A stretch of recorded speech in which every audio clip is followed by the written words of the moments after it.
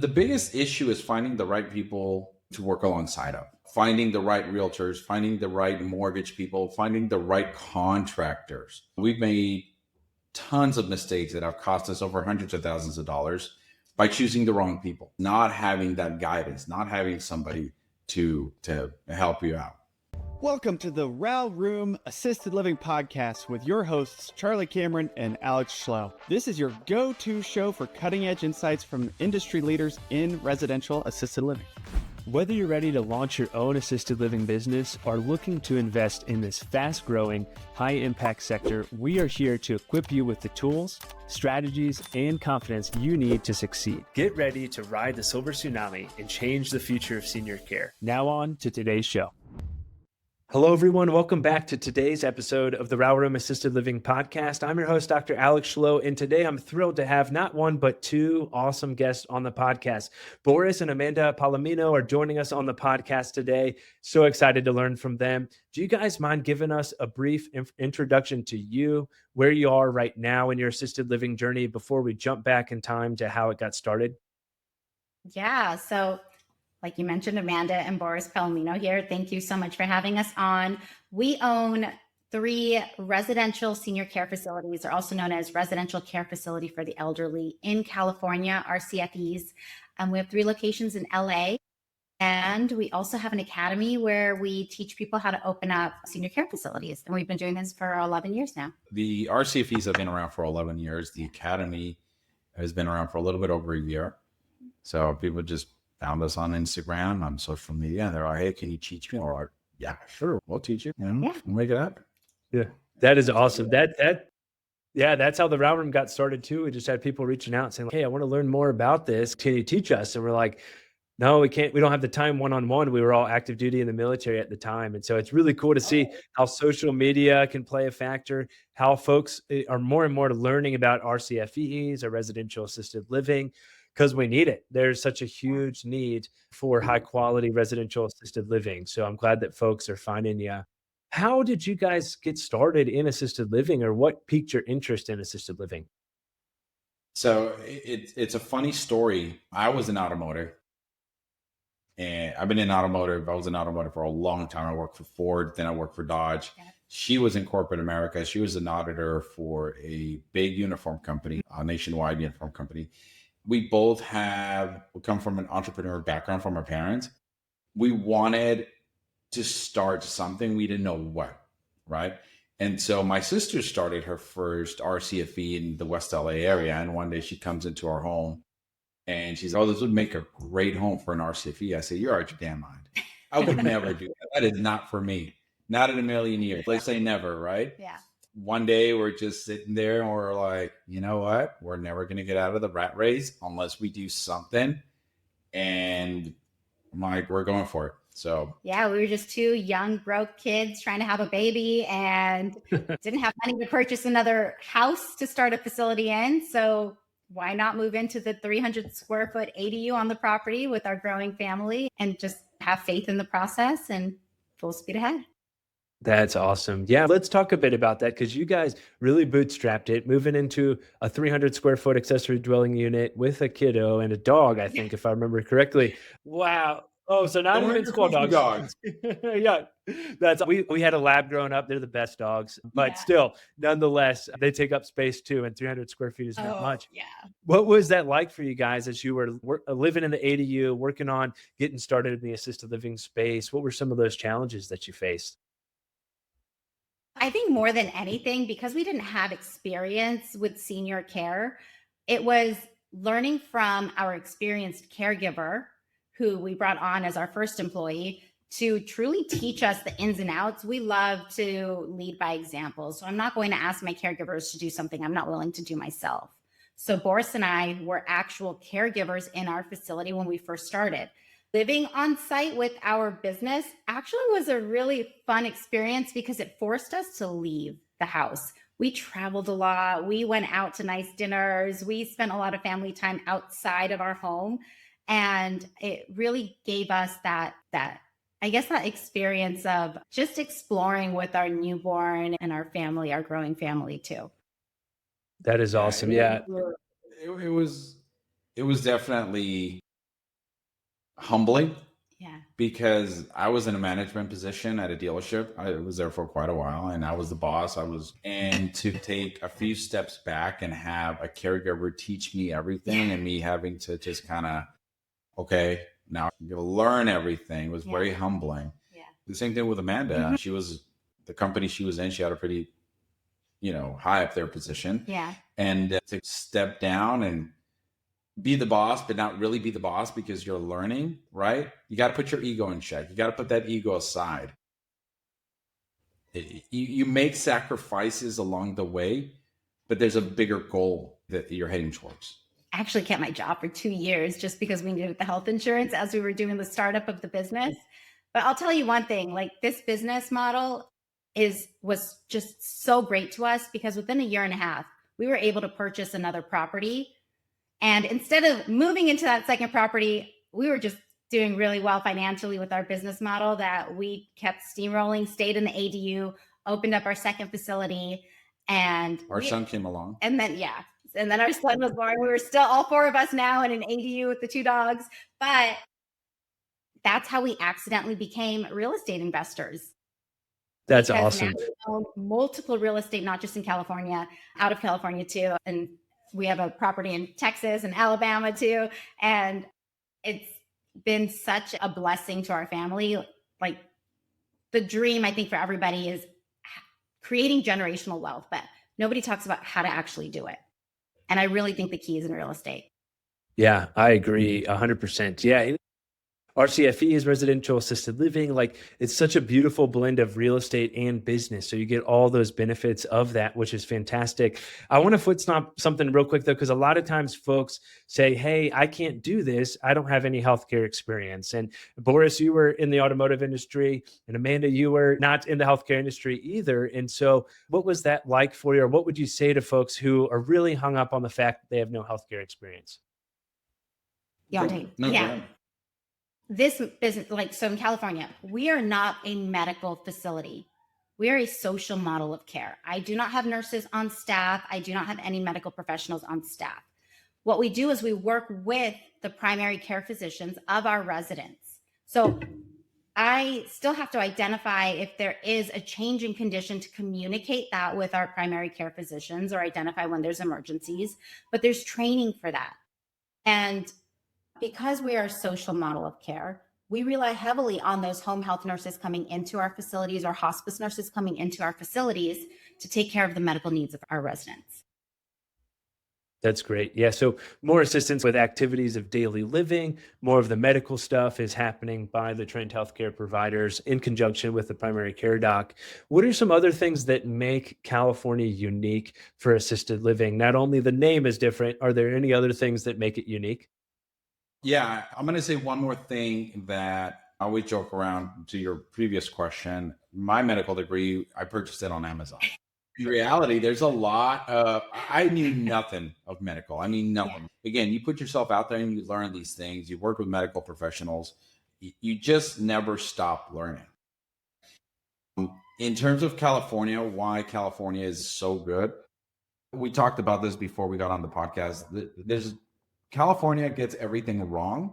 I will tell you, senior care, they do an amazing job, right? California does an amazing job at senior care. They're actually leading in terms of programs for our seniors, right? There's a lot of programs for low-income seniors, very similar to Section 8. And your real estate is going to appreciate a lot more. Amanda was talking about, we have a property in Alabama. Nobody wants to live in Alabama. But let's just be honest. Like your properties in most parts of the country are not going to appreciate. You're not going to have that ability to be able to pull the equity out of it and then to scale as quickly as you'd be able to in California. Mm-hmm. Is it more expensive? Is the cost of living expensive? Yeah. But we're talking about a business that has a 97% success rate. In California right now, there's over 6 million seniors. There's not enough quality care homes. And you made a comment at the very beginning of this podcast where we need more quality homes. That's what we need. Yeah, an interesting fact in California, in 5 years, 1 in 4 seniors will be, or 1 in 4 California residents will be of the age of 65 or older.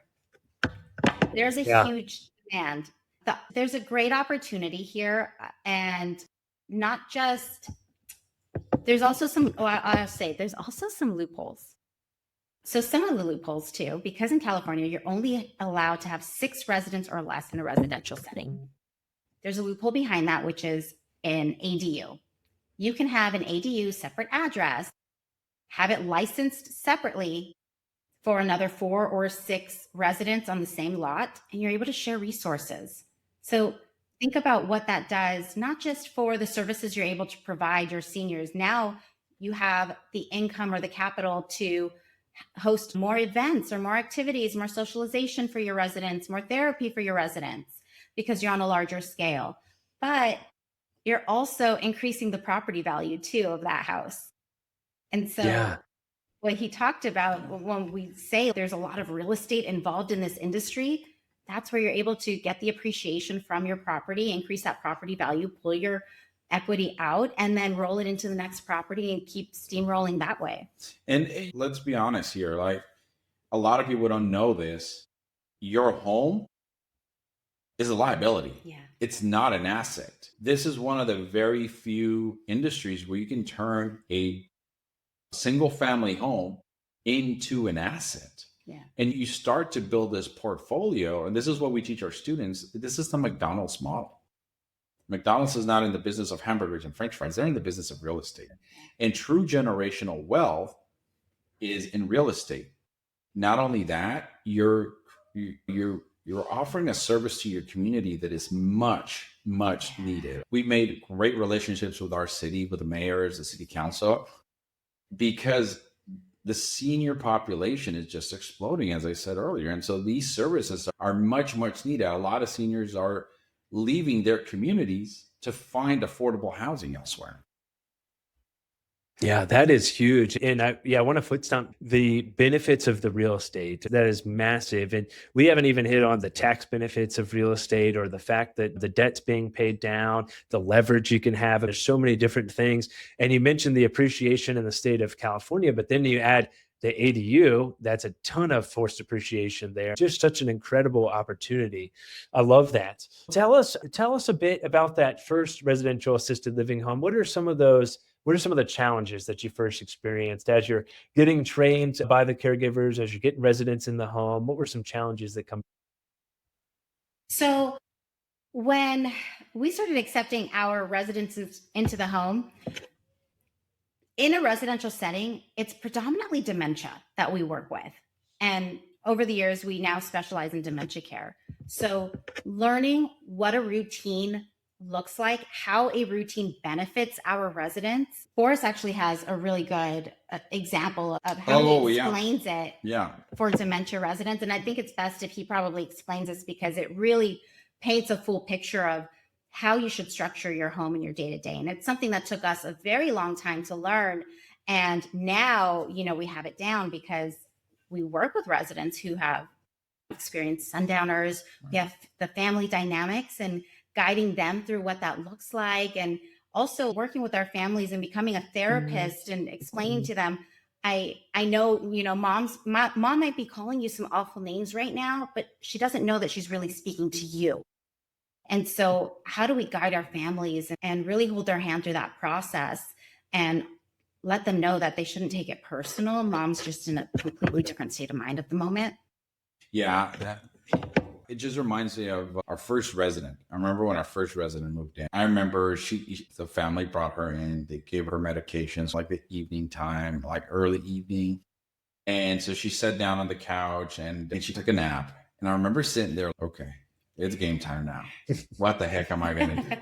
And that's where we're hiring the right caregiver from the get-go, because as soon as that lady woke up, like, it was the biggest panic I've ever felt in my life. I'm like, what the hell am I going to do right now? Like, you have your caregiver, she goes into action, and so you start learning. Yeah. And so then we start learning about dementia. Yeah. And the way we always like to describe it is when you're driving somewhere that you've never been to before, it feels like it's taking forever to get there. However, on the way back, it's a lot quicker. Still the same distance. The difference is that your mind starts recognizing landmarks, buildings, whatever. And so therefore, now you understand, your mind understands, okay, I'm going to get there. And so that's how we came up with our daily routine. Every single one of our homes are ran exactly the same way. Obviously, there's some variances, there's little things that we need to, with different needs of the residents, but keeping in mind the same structure. Everybody does better with structure and routine. If you were to change the routine on our residents in one of our homes, it creates like a lot of havoc. Yeah, it's like a full moon.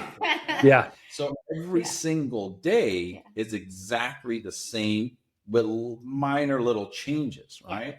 So that's one of the things that we implemented in all of our homes. And we continue to do that every single day. We continue to train caregivers, and they need to understand the why. Because it's easy to say, do everything the same way, but it's whatever procedures you set, you have to explain to them why you're doing things and how it benefits a resident and also how it benefits the caregiver, because those are the things that are going to contribute to them having a good work environment.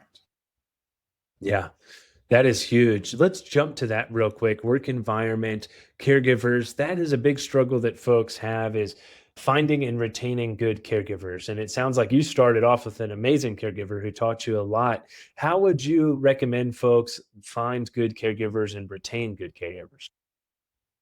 So we always recommend that new care facility owners start with one well qualified caregiver. In fact, our first caregiver, she's still with us today.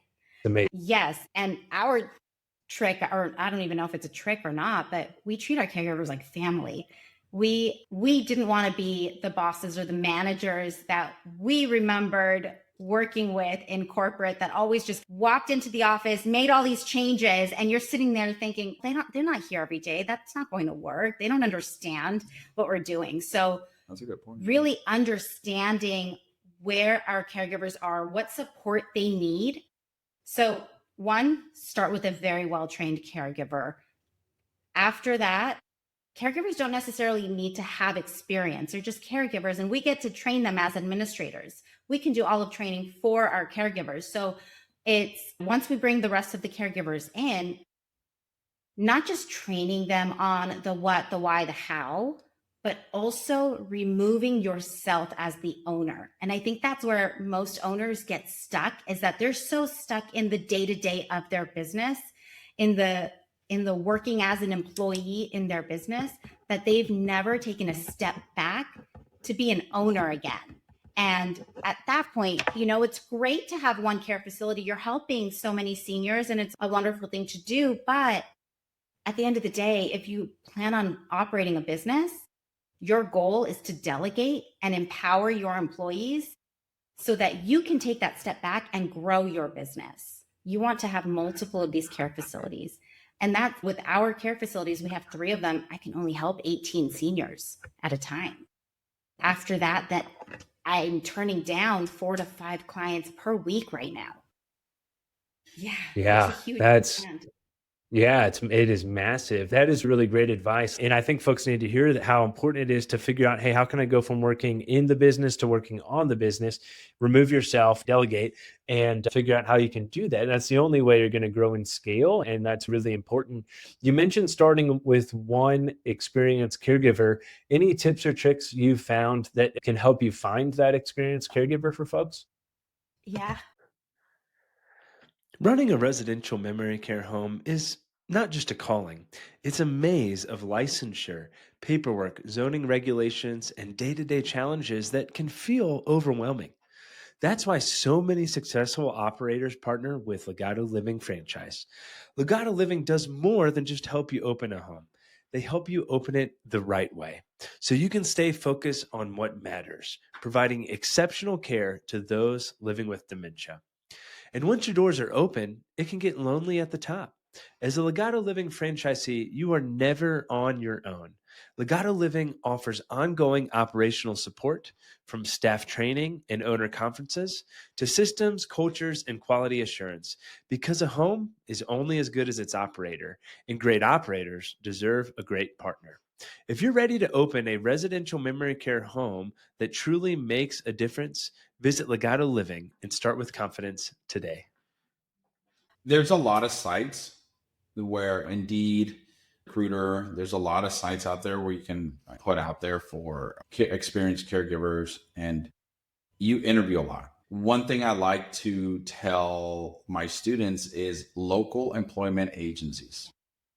They're local. They're not going to be traveling. Sometimes when you put ZipRecruiter or any of the hiring websites, they're just looking for a job and they're willing to travel. You go through all of the trouble of training, and then before you know it, they find another job to leave you because it's closer to home. So with local employment agencies, they're not going to go far. They clearly live nearby. You also want to make sure that you have a good work culture. And that's something that I think I wanted her to touch on. I wanted to touch on when she was saying that you want them to buy into it, right? You want them to buy into your culture, whatever that is, right? So when you have your first caregiver, you interview, you find your caregiver, you want to establish a culture there. And you want to make sure that whoever is coming into your facility, okay, is going to buy into your culture. Okay. One of the biggest mistakes we see with hiring any caregivers, whether it's your first one or any of them, is not trusting your gut instinct. And this is what I always say. If there is anything that you do not like or you don't feel right about someone, do not hire. Because the saying goes, hire slow, fire fast. That little voice inside your head that's saying, I don't know, could be a huge problem down the line. And so always go with your gut instinct. Always trust yourself when you're hiring.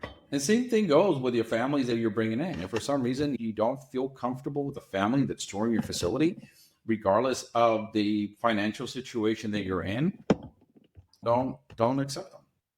Yeah. Yeah. There's a lot of red flags to look out for. Yeah, that is huge. And I completely agree that culture is so important. Amanda, you mentioned you can train them how to be good caregivers, but that culture and feeling like that sense of alignment there is something that you can't really train. And so you need to have that from the beginning. Then you can work on training from a caregiving piece. Let's pivot a little bit to occupancy. Another thing that folks struggle with, definitely not you guys, if you're turning away 4 to 5 people per week, is getting fully occupied and staying fully occupied with great residents. What would you say has been your biggest key to success when it comes to finding residents for your homes? You like to talk about the marketing piece of it. The number one He's the source marketer. is going to be your own families. Your word of mouth, the service you provide to your current families, that in the long run is going to be huge, right? We get referred so many families. Hey, my so-and-so, their mom was there. That's a big deal, right? As a brand new owner, referral agents are really going to be your best friend. It's built in marketing. You don't have to have anybody on payroll or salary for you. You pay as these clients come into your care facility. Right. And then take it old school. There's a lot of ways now too. Social media is huge. That's one of the ones that I just discovered recently, and that's why we're here. Your personal brand. Work on your personal brand. Somebody said your personal brand, if you don't have a personal brand in the next 5 years, you're not gonna have a business. Number one. And it's free. Why would you not utilize it? It's free. Number two, boots on the ground, right? That old school going to knock on the doors of the skilled nursing facilities, the hospitals, the large assisted livings, because there's going to be times or a lot of times they're not able to care for the needs of that resident. So therefore they have to find a better place for them. And what better place than RCFEs, right? And so go out there, go drop off goodies, go drop off. Everybody likes cookies. Everybody likes donuts, right? Everybody says, no, I can't have them today, but everybody's still going to eat them once you turn away. 100%. I did it today at work. See, exactly. But go out there and just constantly market, out of sight, out of mind. One thing that I love to do, and I think a lot of current business owners miss out on this opportunity, I still give tours even if I am full.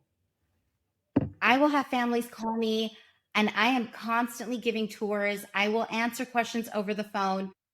Oftentimes families are looking for placement now. Maybe there's a discharge from a hospital coming soon. So they've already found a place. Waiting lists don't really exist in this industry, I feel like.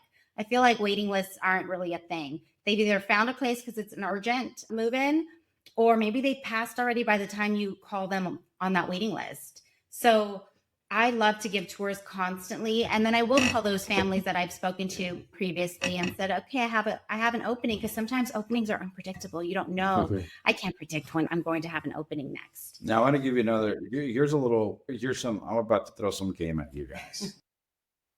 The churches. Oh yeah. Go to the churches. The Sunday bulletin. Yes. That generation and the generation of their kids still reads that bulletin. Yes. Papers. And so that's a great source. Like, for example, our church, they always ask for who wants to sponsor the senior luncheon. What better way? Go Yes. Go put your name out there. Go put your cards out there, right? Yeah. In worst case scenario, it doesn't work out. You're there. You might as well pray for a resident of the move in. Yep, exactly. Yeah, that is huge. Hairstylist, that's another good one. That's another good way to find residents too. Yeah, that is. We have a hairstylist who refers all of her senior clients to us. Yeah, that is awesome. We don't get your show out, but whatever. Yeah. So. Boris, I'll be there soon, my friend. Yeah. No worries. My haircutting bill is going to get a lot cheaper here soon. That is awesome. Let's talk about scaling, because you guys have scaled from 1 to 3 now and have the academy. What has that been like? What have been some roadblocks or some challenges that you've had with scaling? And then maybe to piggyback on that, what are some ways that you've been able to step out of the business and work on it? Yeah. The biggest issue is finding the right people to work alongside of, finding the right realtors, finding the right mortgage people, finding the right contractors. We've made tons of mistakes that have cost us over hundreds of thousands of dollars by choosing the wrong people, because you don't know who to trust. You don't know who's going to help you. And at the end of the day, you end up upside down. So that's one of the biggest challenges of starting your own business, not having that guidance, not having somebody to help you out. So another thing is, we didn't learn this until recently, but never use your own money. We kept thinking that we had to save to invest in the next project. No, there's so many other opportunities. And so once you figure out you're not supposed to use your own money, there's a reason why the rich keep getting richer. They're not using their own money. There's so many loans and opportunities out there that we can take advantage of. Small business loans, for one, that's a huge one. They loan based off of projections. Yeah, that's huge. And they cover not just the purchase of a property, but there's also working capital included. There's construction funding included. And your monthly payments during that period of time of getting licensed, they actually just roll it into the back end of the loan. So you don't have to pay out up front. Yeah, it is beautiful. Yeah, there's FHA, there's veterans. The veterans, they gave great rates to get into the business. So those are FHA. Sometimes you have to live in the property. We've done it. We did it. Oh yeah. Yeah. I think that's another thing. We get a lot of comments like, you can't use certain loans like FHAs or VA loans like Boris was mentioning, because you're supposed to live in the property. We lived in the property for 5 years. There's so many business owners that actually live in their facilities with their residents.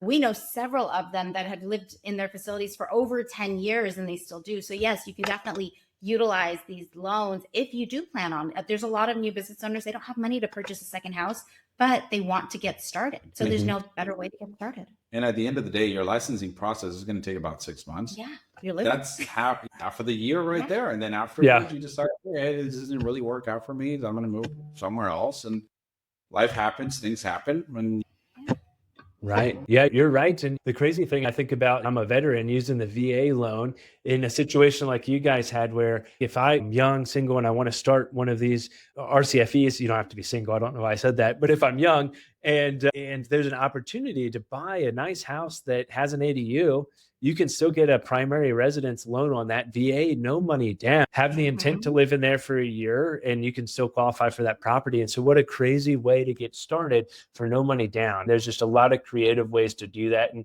we see a lot of times folks are really concerned with financing and how to do that, but there are a lot of creative ways for financing. And you guys also mentioned too, investors are also interested in assisted living. And so that is an opportunity too, to potentially raise some capital to help get into some deals as well. And once you figure out how you can use other people's money and do that effectively, that's when you can really put gas on the fire and grow and scale from there. Yeah. And thank you for your service. I forgot to mention that we Boris. have a lot of respect and love for all of our veterans. Yeah. We actually, all of our veterans get a discount when they move into our facilities. Thank you, because if there's anyone that needs to get benefits, and this is a subject that really bothers me, how difficult it is for our veterans to get the benefits that they deserve. Out of anybody in this country, they should be the number one to get the benefits. So thank you for your service. Thanks. I appreciate that. Save a bed for me in 30 years, but hopefully more than 30 years. Let's go 50 years at least. But that sounds awesome. Thank you. Thank you for that as well. And I completely agree. Let's pivot a little bit to some trends. So what are some of the biggest trends that you guys have seen in the assisted living industry? Trends. Ooh, what have we seen? Right now, there's a big push for the wellness, right? Yeah, the wellness. There's a lot of wellness happening in assisted living. So I think there's quite a few families that are against medicating now. And that's okay. Not all residents need dementia medications if you're able to use the redirection methods, other therapies to help with the sundowners. So we are seeing a lot of wellness trends in our community. We actually did a sound bath with our residents. We did. So Boris and I, we are not the type to sit quietly for a full hour. I need to keep moving and working or doing something. So I'm sitting there trying to enjoy it with my residents. And I peek over at Boris, and you could just tell he's like, can I leave now? Can I leave now? Can I go work? Can I answer an email? I'm like, you're not getting the benefits of this. But the benefits was the headache I got, apparently. We do a lot of activities or bring in entertainment into our facilities quite often. And in the moment, it's really great. And then the next day we'll ask our residents, so how was it? And they're like, we did what? We had that here? No, I don't think that was here. I don't remember that. And so it makes you realize, you know what? You're creating a moment in time. And it was a beautiful moment in time. And we are living in the moment. And that is it. Yeah, I love that. A emphasis on mobility, fall prevention. We just had Dr. Jeffrey. He was at the RAL conference. He spoke to all of our students, and there's a big push on mobility, on having residents be as independent as possible, and getting them to not be so sedentary as much, because that's just going to lead to their deterioration. Yeah, so there's absolutely. It's something that we actually train our caregivers really heavily on, is encourage our residents to be as independent as possible. It could be a simple task of just picking up a spoon and feeding themselves, but allowing our residents to maintain their independence. At the end of the day, it makes my caregivers' jobs a lot easier too. And that's how we reduce injuries with our caregivers, by teaching proper techniques, how to truly transfer, how to help a resident up from a wheelchair into a bed, doing daily exercises with our residents, and then the socialization factor of it too. How do we maintain their verbal and just their cognitive functions?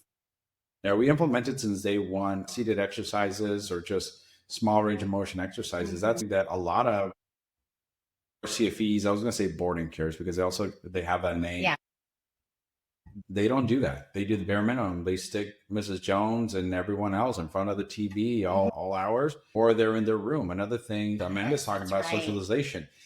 Unless they really have to be in their bed, all of our residents are out all day, taking them out, utilizing the power of the sun. We're fortunate enough to be here in California, where most of the year is somewhat pleasant. They can go out, get the sun they need, changes to vitamin D, changes to melatonin, helps them sleep. As we all know, as we age, our sleeping patterns go haywire. Oh, yeah. So there's things that we like to do with them. Like, for example, we give them 70% or higher pure cacao chocolate, dark chocolate. That helps with moods. That helps, for the families that don't like to give medication, that's an alternative, because when you give dark chocolate, it releases endorphins in the body. So I tell her I go grab Snickers, and she said that doesn't work. I'm like, that's not dark. Anyway. Let's say works for me, and I'd much rather eat chocolate than take a medicine. But yeah, that's huge. And I think we're pivoting towards really focusing on longevity. And I think our generation is really like hitting that and getting interested in longevity. But it same relates to the seniors now. Okay, how can we use movement as medicine? How can we work on strength, work on independence, all those sorts of things that are so important, instead of just sitting in front of the TV? Because then you're just going to deteriorate so much faster, both cognitively and physically. And yeah, it's so important. So I love hearing that. And you're really selling that bed for me, Boris, with some chocolate too. It's good stuff. Have you guys seen any changes or implemented any changes from a technology perspective that's been beneficial for you? Yeah, we've implemented some software just for the administrative side of things. When you run multiple care facilities, it's really nice to be able to pull up on a phone or a tablet any medications your residents are taking, any notes that you need to share with the caregivers. You can check daily urine or bowel outputs or food intake even. Sometimes we have to keep a food log. If you notice our residents aren't eating, immediately we start a food log and say, okay, what percentage of their meal did they take in today? Is it becoming a trend? Because if it's just a one-off, okay, that's fine, probably just having a bad day. But if it becomes a trend, I'm calling the doctor right away and saying, hey, we're noticing this is going on. Can we maybe test for an underlying infection, or maybe there's something else happening that we just can't see? So this software encompasses all of that, so I can be a better communicator and a better advocate for my seniors. We also ordered that, what is it, Nemo? Oh, I forgot the name of it. Robot? The robot? And help me, caregivers. I don't have to have as many. I'm just kidding. Yeah. Just one day. 4 hours to load a dishwasher. Is that the then it was like this. Yeah. Yeah. I wonder if we'll get to the point where we are using something like that for caregiving. I hope not, but you never know. It might. That's why I throw that joke out there, because you see all of these industries that are going by the way of the dodo because of AI, because of technology. Ours is not. Yeah. That human relation, that human touch, empathy, that love, that care, that's something that a robot is never going to be able to mimic. I don't care how good AI is, right? Yeah. So we were at a networking event earlier today, and there was an interesting fact, and we both looked at each other because we realized that AI won't affect our business as much as people think it will. There still has to be that human connection with senior care. There's so many variables, but there's a big shift happening with the hospitality industry. So AI is moving into the hospitality industry, and those employees who are starting to either lose their jobs or being laid off because of AI, they are starting to shift towards working in some of these larger senior living communities. There's an opportunity for them where they already have that experience. Now they're just learning about the patient care. So maybe they don't become owners. Maybe they're working in these communities, or maybe they realize that they have a greater purpose in life and they want to do a little bit more for their senior community. Yeah, That's it cool. opens up. It's what happened with us. We didn't know this is what we wanted to do, and before you know it, we're all in. And I would never do. I said never before in here. Yeah, but, yeah, watch out. Myself, yeah, see how that one turned out, huh? How you like that? But yeah, I don't see myself doing anything else. I don't. The lifestyle is provided for us. Just going in there and looking at talking to your residents, interacting with your residents, and more than anything, seeing the night and day difference with the families, right? Yes. You have these families that come in there and they're exhausted emotionally, physically, sometimes financially. Sometimes they're coming in with like wristbands or whatever because they're hurt. They're physically hurt from caring for somebody because they're not properly trained. And for them to a week or two later say, thank you. I now can get back to my family. I can now get back to my life. There's a big stigma behind that unfortunately we need to get past.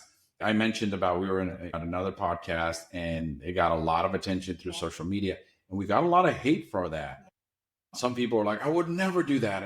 It's such blasphemy to do that. If you have the means to do it, if you are able to do that, if you're able to quit your job and care for your loved one, then good for you. That's the best thing you do. God bless you for that. But not everybody has that luxury, right? And so to see that relief in families' faces is huge for us. It's so comforting. That's beautiful. Yeah, that's what it's all about for sure. I wanted to hit on one thing here before we wrapped up. You mentioned the lifestyle that this has provided for you. And for folks who are aspiring owners, or for folks who are getting started and they're in the grind right now, what would you say to them, or how has these residential care facilities for you guys, how has it changed your life and the life that you're able to live and live with your kids? Oh, wow. I want to say that we have an incredible life and I'm very grateful for it. I do not take it for granted at all. We travel. We are fully present with our kids, a little too present because now we're the personal chauffeurs taking them to all the sports that we signed them up for. I'm the equipment manager. Yeah. What is it? Good work gets rewarded with more work. Yeah, exactly. We volunteer at the school. We've really been granted that freedom of time more than anything to just be involved. We get to travel with our kids and take them to places that we've never been to before. Last year, we went to Europe for 3 weeks, pulled kids out of school for this, business class, the whole way. And people think you're paying for this. No, we didn't pay for that. Our business threw points because of our business expenses. Yeah. We just accumulated enough points to cover our trips like this. And we go on quite a few trips every single year because we can. And my business still runs for me. It's been incredible. And the real estate and the generational wealth that we've been able to build because of this business model. Yeah, there's so many facets to this. And yeah, like we barely pay anything. I'm not going to say zero because you still have to pay taxes and all that, but utilizing credit cards. I love Amex. I love Mr. Mercury on that card. He pays for all my travel. You're talking about a flight that would have cost us like $30,000, $40,000, $50,000. We paid $2,000, $3,000. That's awesome. Spend your money anyway, so you might as well use it correctly. Our dog is a write-off. He's a trained therapy dog. So that's awesome. Facilities, goes to work. He's a write-off. He's certified. My kids are on payroll. The kids are on payroll. So there's just so many benefits, so many things that you can take advantage of. And it really comes down to what lifestyle do you want? What do you want out of life? And this industry gives it to you. Now, caveat here. This industry is not for everybody. Right. Okay. This isn't the next dropship. This isn't the next Section 8. This isn't the next Airbnb. Yeah. You're dealing with somebody's loved one. Wow. So when we get a lot of potential people that want to go join our academy, and we're very selective on who joins. The reason for that is because if you're in it for the money, you're not a candidate. If you're in it to care for seniors, to make a difference in the community and the life of the seniors and their families, let's rock and roll. Yeah. Absolutely. Yeah, that is huge. Completely agree. I think that's a good way to wrap this up, is that it's really all about the seniors. It's all about the purpose before the profit. And it's just super important to have that mindset going in from the very beginning. And that's also going to set you up for way more success down the road if you have that mindset. I want to ask one more or two more questions, I guess, in closing. One, for anyone who's on the fence about getting started in assisted living, what would you say to them? And then how can folks learn more about you, reach out to you, potentially join the academy? I think if people want to learn more information, we actually host a free masterclass once a month.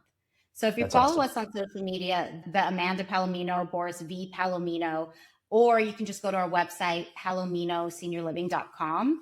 We host a free masterclass. It is a full hour. We dive deep into what exactly senior living is in California, how to get into the industry. And then we talk a little bit about like our mentorship and what we offer too. But my favorite part of this masterclass, because it's live, is the Q&A at the end, because people are asking in-depth questions. They want to know everything, and we do not hold back. We answer every single question coming our way. Yeah, we try to give as much value. Unfortunately, this industry, there's a lot of gatekeeping, and it comes from a scarcity mentality. As I mentioned, in California, there's over 6 million seniors. I can only care for 6 at each home. Yeah. Let's do the math here. So why do we have the academy? To help others succeed like we have, and just share the wealth. Yeah. Completely agree. I say all the time, anytime we host a webinar as well or something like that, like everybody that's here could open 10 homes and we still wouldn't put a dent in the number of homes that are needed, right? Like simple math. There's a million homes that are going to be needed in California if there's 6 million seniors. Actually, it's probably a little bit less than that who are actually going to need long-term care, but nonetheless, close to 1 million homes that are going to be needed. There's incredible opportunity. There's a ton of grandmas and grandpas who need high quality care. And I'm so grateful for people like you guys who are doing big things in the space. So really appreciate your time today. Thanks for sharing your insights and for sharing your wisdom, and I really appreciate it. Yeah, thanks for having us on. It was really nice. Yeah, thank you. And that's one thing that we really appreciate. Other mentors that are out there, we're collaborating, right? At the end of the day, again, there's no scarcity mentality here. There's abundance. There's plenty for all of us. You're a mentor, you're a coach too. Isabel is a coach. Let's network. Let's help each other. Yeah. Sergio in Arizona too. That's what it's all about. Collaborations happen at the top. So thank you so much for having us. We really appreciate that. Yeah, absolutely. Thanks, Boris and Amanda. Really appreciate it. Thank you guys so much for your time. And for the listeners, thanks so much for listening. We'll catch you next week. Awesome. Great.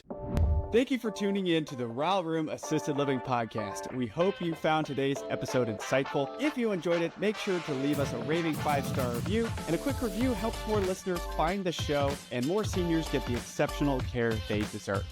And don't forget to subscribe so you never miss an episode. And just so you know, we have prepared some free resources for you to help you succeed in residential assisted living in addition to this podcast. Head over to theralroom.com, that is theralroom.com, to download our free 10-step guide to launch your first or next residential assisted living home, or our 10 reasons to passively invest in residential assisted living ebooks.